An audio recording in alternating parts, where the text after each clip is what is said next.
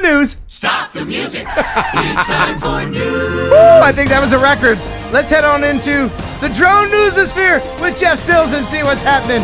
What's going on there, buddy? Yeah. He's muted. Oh, that's the best kind of news. Can you hear me now? Yeah, now, yes, I hear you now. All right, yeah. Because I have, it's one thing that sucks is you have two mute options, and you never know which one you flipped on. Right. Well, so I'm going to flip you off unless you do the news. What you got? Hey, Jeff. Oh, I missed him. Let me tell you. Yeah, you did. Yeah, you did. All right. So first in the news, new high-resolution photographs of the DJI Mini 3 were leaked this weekend. The rumored launch date of April 28th for this drone is getting closer, and these photos have surfaced online showing the sub 250-gram drone out in the wild. These drones showed the drone on the ground and in mid-flight, and also showed photographs, fairly good photographs of the DJI RC, also, which is this new remote controller with a built-in high-resolution screen that's supposed to launch alongside the Mini 3. So, all in all, it's yet more leaks from a company that leaks a lot. They leak a lot. Yeah. It does actually look pretty cool, but here's a question. Should the controller be bigger than the drone itself? Right? I mean, it does look huge, doesn't it? Unless that's teeny tiny, like little girl hands or something. I don't know. It's a good size controller. So we'll see as we get closer to that unannounced rumored launch date. Any word on the features or anything? It's gonna. That's kind of all over the place. I know that they were talking about it having a 2,453 milliamp battery, which is an improvement over the Mini 2. Mm-hmm. It has more obstacle avoidance sensors, and the specs for this. Can you hit a fence head on? Can you let Joshua Bardwell fly it into a fence head on and have it survive? Because the Mini 2 could do that. I did the Bardwell test into a fence. No. I've paid very close attention to Mr. Bardwell's channel, and he's not going to hit a fence. Oh, he did. So, when I was there, he was flying my Mini 2. He was trying to FPV it through his fence, and he hit the fence. But it was fine. It was fine. Yeah. But let me know in the chat if or the chat would be that's Danielle. Chat's somewhere down there. If you're going to get one, if you plan on getting one, if you want one. So yeah, it's going to be cool. It is going to be cool. Next in the news, we have, this was my sort of favorite story of the week. Russia lost their flagship recently. No crew were lost, but the ship was being towed and it sank. And the Russians said that it was all because of an internal fire. The Ukrainians said that it was hit by a pair of one-ton missiles. What actually has come out is that the Ukrainians were right and that it was hit by a pair of one-ton missiles. But what's even more interesting is that the crew that were defending the ship at the time were distracted by drones. Now, is that right? So this ship we're seeing right here, is that the Russian ship? Yes. It's the and that's Moskva. That's the one that is a coral reef now? Yes. It is. It is now part of the sunken Black Sea Fleet. Yeah. And the Moskva was a major ship for Russia.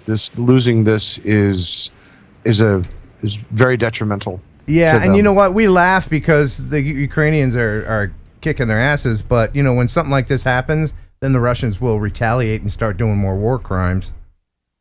So it's just a terrible situation that keeps going on. Hopefully there'll be a resolution soon. Yeah, with this one, I found it really humorous that a pair of Turkish drones distracted the defense system so that the Ukrainians could hit it. I thought that was great. That is awesome. That is awesome. All right. So next in the news, in Texas, we're going to have a whole bunch of exciting things happening in regards to drone delivery. Oh. First of which is this particular company that's going to make sure that we get our burritos. Oh, really fast. Because this is definitely going to happen. We're looking at the future. Danielle, what do you think of that? That's tomorrow, man. That is definitely, without a doubt, absolutely 1,000% going to happen. Your thoughts, Danielle? Gosh, my thoughts are, I already think it's weird when people are doing the grocery shopping for us and delivering it to our homes. So, or people showing up at your front door. Now it's going to be a drone. Yeah. I don't know if you were picking up on my sarcasm, but there's no freaking way that's ever going to happen. Okay, good. Yeah. I was believing no. it. Oh, no. No, there's too many lawyers. There's too many lawyers in the world. If all the lawyers disappeared and went to Mars or something, then we could have these flying blades of death going around in our front yards with our children there. But as it is, no, that's never going to happen. It's just not. But hey, good college try for those people who keep. Hey, all right. What if we had a drone, right, quadcopter with a string that drops shit, and then little Timmy comes out and he pulls the drone. Wait, no, okay, bigger drone. Okay, we have an octocopter, big huge thing, right? Blades can decapitate you if it ever get down to your level. Put on shit on a string, we drop it. Timmy comes out. I mean, lawyers are like looking at this stuff. Yes, please do drone deliveries, please. Yes. So that video that we just watched that you graciously allowed us to view, Jeff, who made that and why? The company is Flytrex. They're a startup company. They're expanding food delivery services in Texas using drones. Okay. So they're working on trying to bring this type of option to fast food, primarily is their I think their niche. But I thought, this one is interesting because in Texas, we're starting to see a lot more of the technical side of things. We're seeing a lot of the more robotic stuff here. We see little robot dogs starting to be used with the police departments, et cetera. So I'm actually kind of interested knowing that this is now sort of going to be in our area. I mean, Houston obviously is a place that they'll try to do stuff like this. And it will be interesting to see what happens. Why do you say it like Houston will be the spot? Why Houston? Big metroplexes like this are good targets for companies because the areas are the neighborhoods are very, very centralized, and they're all well defined. You can't go 5 blocks in Houston without seeing the same food restaurant or fast food chain or retail center that you just saw 5 miles down the road again. That's right. So why not put hot food under 4, 5, 8 fans and get it right to your house freezing cold? That's brilliant. Because Houston is known as one of the top 5 most obese cities in our country. So that's why I asked if that was... So it's close. Oh, speaking of obese, we're going to play a game later that involves all of our weights. So just keep that in mind. Yeah.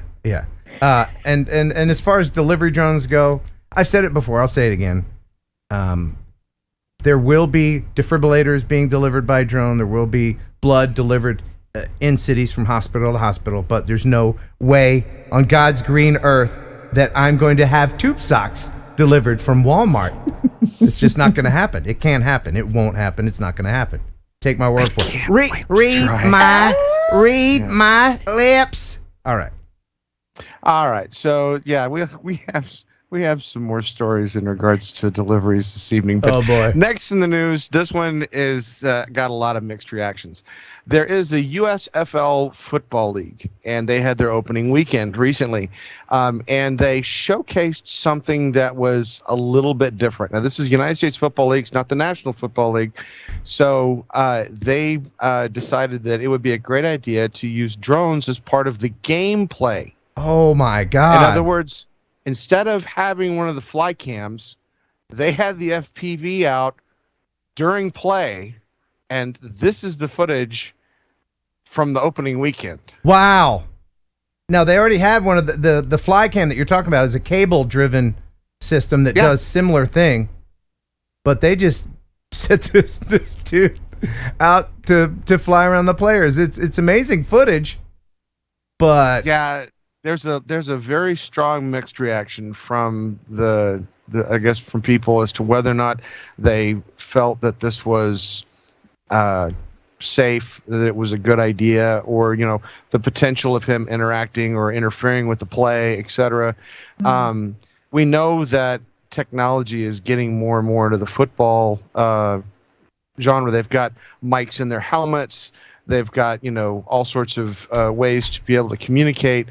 The technology is in the game, but this, I don't know if I need to have an FPV drone following the football in the middle of the play. I mean, I'm cool with it if everybody there is cool with it, but there's not everybody there is on board with it. I'm sure they told the players before the game what was going to happen, right? Yeah, but I would imagine. I would hope so, because when those are right by you, like the first time that I launched and I was like, the blades spinning around, they're loud and they feel like, ooh, that can really hurt you. Yeah, I mean, if you're not familiar, if you've never been around that, it would be a distraction. It is startling. It is. Mm-hmm. But I would love to have been the pilot to get the green light to do that. That would have been fun. Yeah, and I give credit to where credit's due. The pilot did a good job getting himself into position and timing it right, etc. So, all in all, the end result was rather impressive. But it's just a question of whether or not it's the best thing to be doing during gameplay. So, well, in that take, it was on point. But what about the other ones that weren't included? There will be that one time, Right, and then they'll have to. The referee will, throw this flag. Drone on the field, 10 yards.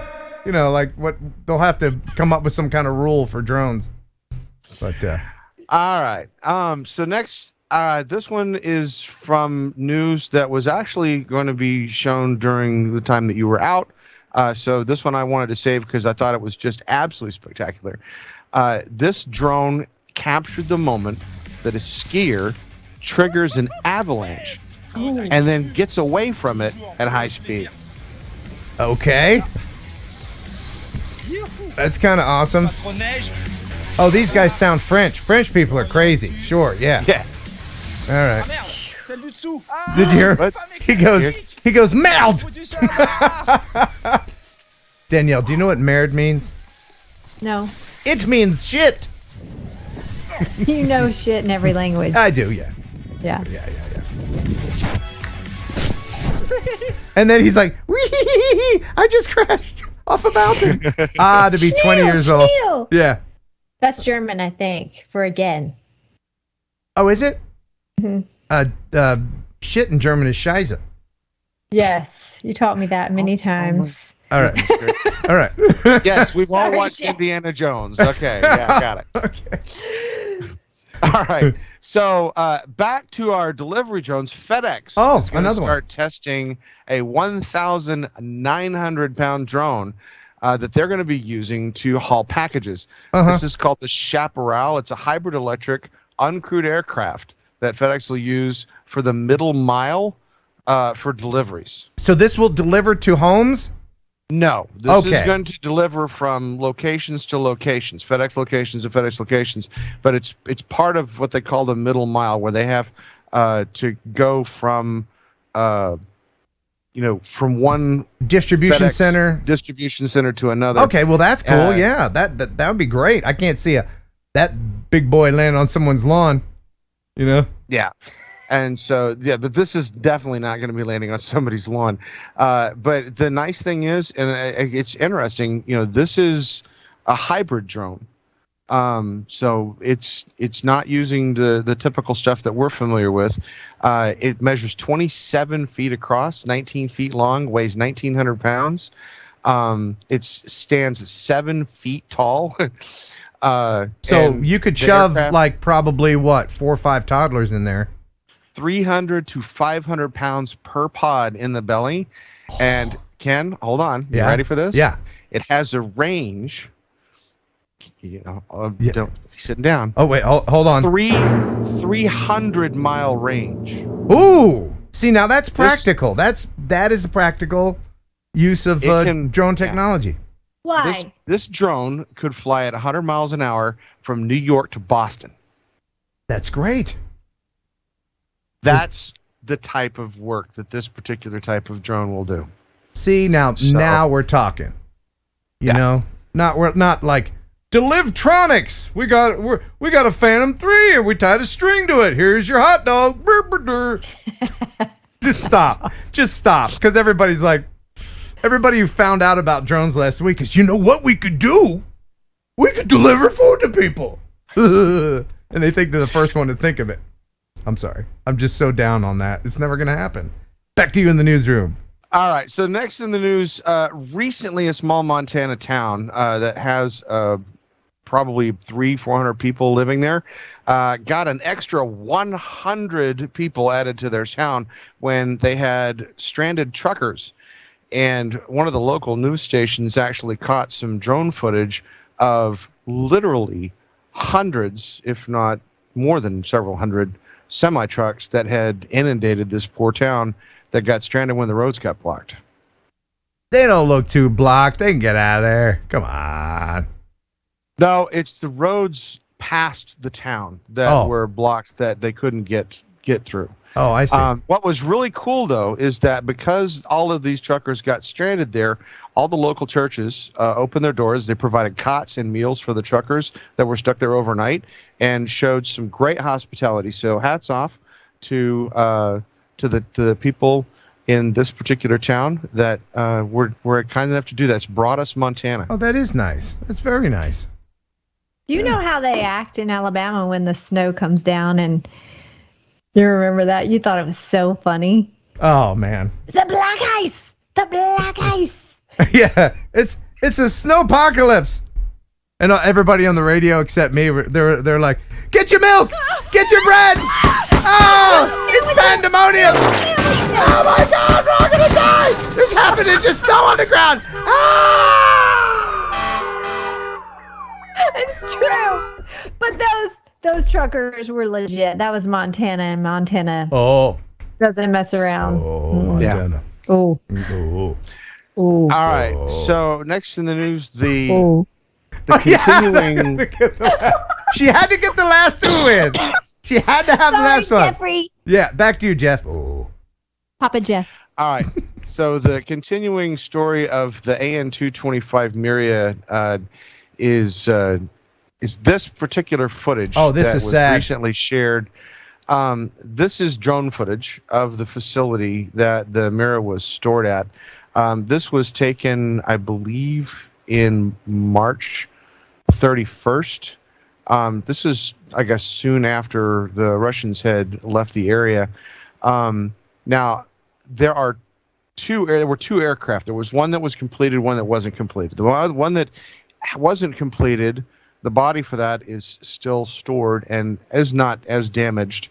And there is a chance they would potentially be able to take the second body and rebuild the AN-225, which I know is something that they're actively talking about. There's a lot of groups that want to support that idea. Yeah, Danielle, we're talking about the world's largest plane here. That's what we're talking about. Yes, this aircraft was the world's largest aircraft. It held numerous world records for heavy lifts of just insane cargo. We're talking, hundreds of thousands of tons of stuff that it would carry. And the Russians targeted it on purpose because it used to be a Russian plane, didn't it? Yes, this was the aircraft that was built to carry the Russian space shuttle, which was the Buran space shuttle. And after the fall of the Soviet Union, the Ukrainians were left with it. And it stayed there. You know what? When you think about it, the Russians are just a bunch of little bitches. You know what I mean? I mean, for real. Think about it. We can't have plane. You can't have plane. Ha, ha, ha. Take that, Ukraine. Right? What a bitchy move. For real. Leave the plane alone. It's not like they're going to take the world's largest plane and bomb Russia with it. It wasn't a military target. It was just a bitchy move by a bunch of people. We don't have the largest plane anymore. Oh, let's go bomb it. Little bastards. Well, and there's actually some debate right now going on about why the aircraft was still there, why it hadn't been moved long before the conflict started. And I know that that's also another investigation that I look to hear some feedback on in the future as well, because there's a lot of consternation as to why the plane was even there to begin with. Thank you for using the word of the night, consternation. Thank you very much, Jeff. That's the word of the night. Consternation.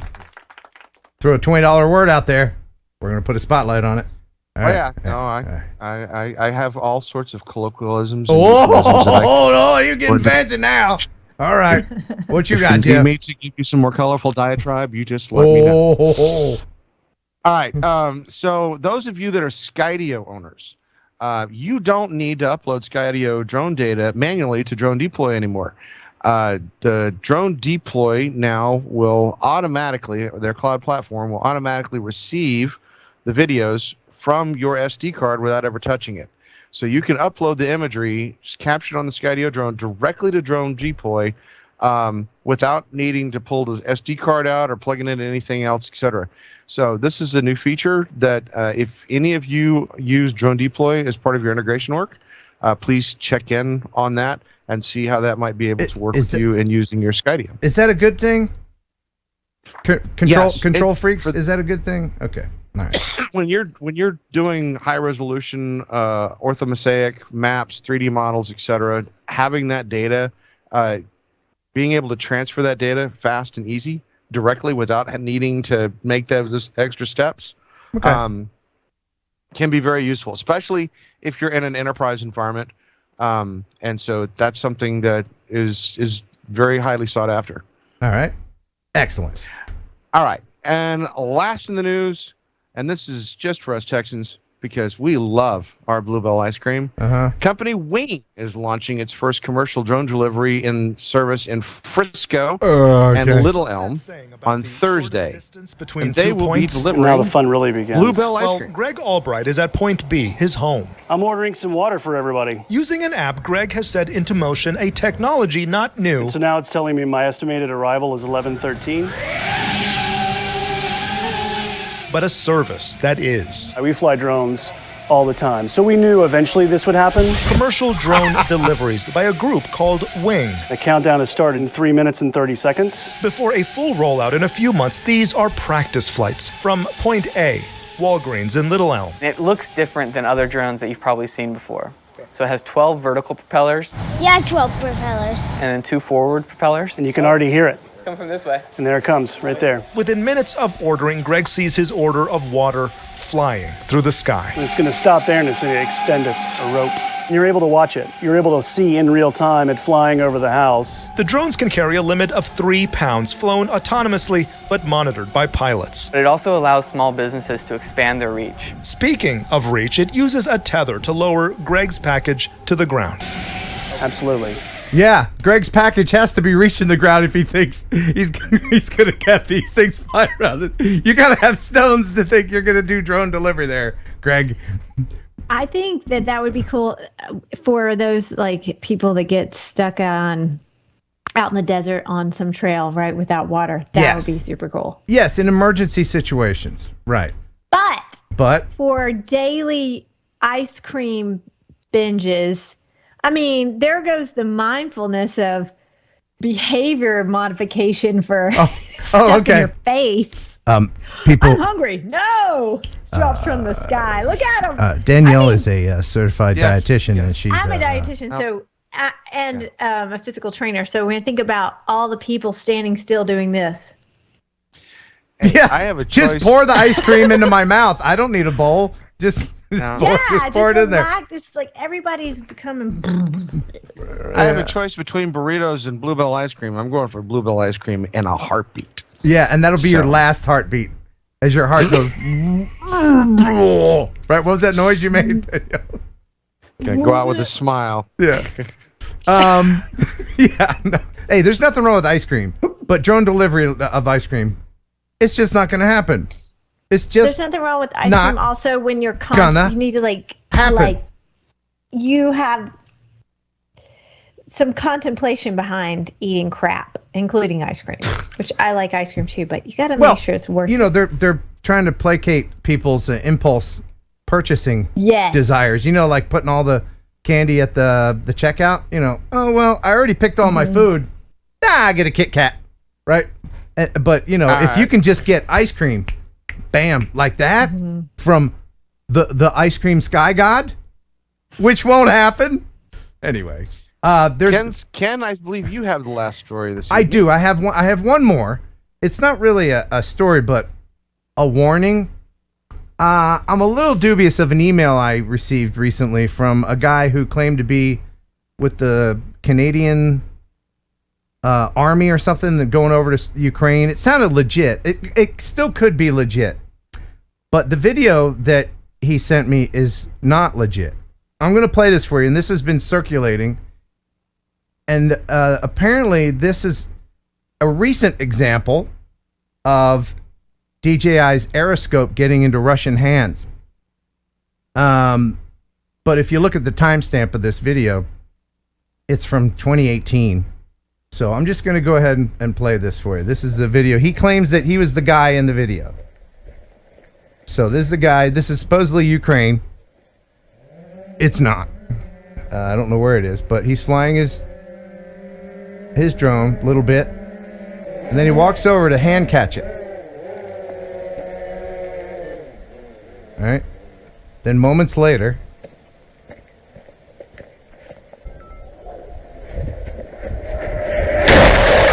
right? So now that's a bad day, right? For those who don't know, Aerodrone and Danielle, Aerodrone is technology that DJI sells to law enforcement, that you can track a drone's position and the controller's position, right, Jeff? Yes, they sell it to government agencies and policing agencies, etc. Yeah, and it's used to track the drone. It also gives the information about where the controller is operating, where the drone is operating. It gives them information about like the serial number, the flight information, etc. Right, and that would be very helpful information to either side that against drones, but particularly Russia, who still has ties to China. Yeah, and so there's rumors that DJI, being a Chinese company, has been helping the Russians. This is just allegedly, I have to put in there, but I was all prepared to send them my Autel drone, because that's the problem they've been having over there with the DJI stuff. And they legit do need drones from people. Yeah. But this one particular guy, because I emailed him and I never heard back. So, think of it what you will, but just do be careful, because even in wartime, I mean, especially in wartime, there's a lot of people out there trying to dupe you into sending them drones or money for the war effort, and then it just doesn't go to the war effort. It goes to some shyster. So, anyway, Jeff, thank you very much for the news, my friend. Most welcome, sir. Yeah. You are amazing. Last time when you weren't with us, like 2 weeks ago, when it was just Ken and I, did you watch it? You were Yes, I did. Oh, were you dying? Because we were. I give you guys credit for doing the best you could with the news, and I thank you very much for making that wonderful attempt. Yeah. You are valued. You are. We love you, Jeff, and you feel better. You look better. Awesome. Thank you. All right. And you're never going to leave again, right? No, I'm not going to leave again. Excellent. Aww. All right. Now get the hell out. Thanks for stopping by. Now get out. We should probably mention remotepilot101.com. Isn't it a great place? Great place. It is a great place. Tell us about your place, Jason. So, Remote Pilot 101, no one has prepared more Part 107 pilots than us. And you'll be pleased, those of you who are current customers now, you're going to be experiencing version 3 and a brand new learning management system in about 2 weeks. So the best just keeps on getting better. RemotePilot101.com. Use promo code Heron18, which, by the way, Ken, Yeah. I can't brag on you enough. When we search promo codes, you know me, I'm all about our marketing and everything else. Heron18 is the most used promo code. Your people listen to you, Ken. Yay. Thank Seriously. you, people. I appreciate that. And That's cool. you've been very busy updating the lessons, too, because there's not every video has gotten a facelift. There's 76 videos in there. Every single one has gotten a facelift. The course has gone from 9 hours to almost 12 hours now. There's just so much new content. We're always trying to innovate, push new content. Now with all the recurrent tests changing so much, we're like, wow, we just launched our new course. We need to fix it now. So we're back to that. I was just reviewing some of the stuff our writers sent over earlier for some of the content, and there's some more great stuff coming out here soon as well. And you take actual questions that test takers give you and kind of incorporate those in the quizzes too, right? So they're actual FAA questions. We have a ton of data on that, no doubt. So yeah, and I always share, you know this, Ken, I call them the boot camps at the end, where I share, this is a question you're going to see on your knowledge test. Let's not memorize it. Let's understand the why behind it. But just to prepare them for the knowledge test. You know this though, Ken, I want you to be safe in the real world. My mission isn't just to pass a test. I want you safe when you're out there flying FPV, whatever it is, so you can be a light and be a mentor to everybody else that's out there wondering about what this new drone space is. Even though it's not that new, but to many it is so new. We have to be ambassadors to that. You're a shining star, Jason. A shining star. Awesome.